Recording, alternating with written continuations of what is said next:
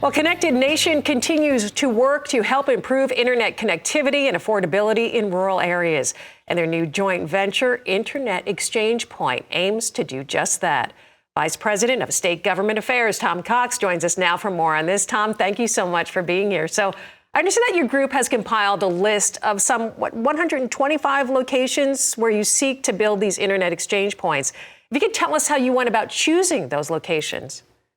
Yes, absolutely. So we chose those 125 based on a series of different data points, how far those cities are currently from internet exchange points, what the population size of those communities are, how high their latency was, how high their internet transit costs were. I mean, pretty much we're trying to identify cities where we can build these to lower internet costs for the community and the region, lower latency for these communities. And it's not a perfect list. There are other cities that would work great for this. It was just the 125 we tried to identify right out the gate. So, Tom, when a community finds that they are on the list, what do they need to do? Are there steps that they need to take? Yes, we would encourage them to reach out to us. We have information about our IXP project on our website at connectednation.org.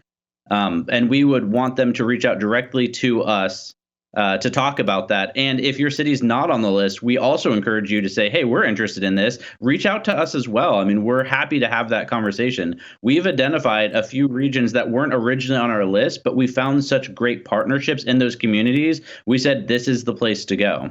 Absolutely. I was going to ask you about that. So for those who are watching, your name's not on the list, please reach out and make sure you follow through on that.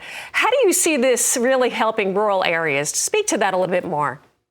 Yeah, absolutely. As we know, rural areas are the most underserved communities for internet access, speed, affordability. Oftentimes they get internet, but it costs a fortune. And that's because you have something called transit cost.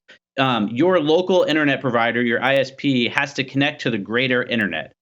Internet exchange points, IXPs, are the place that they connect. So the further you are away from an IXP, the more your local internet provider has to pay transit costs to connect to them.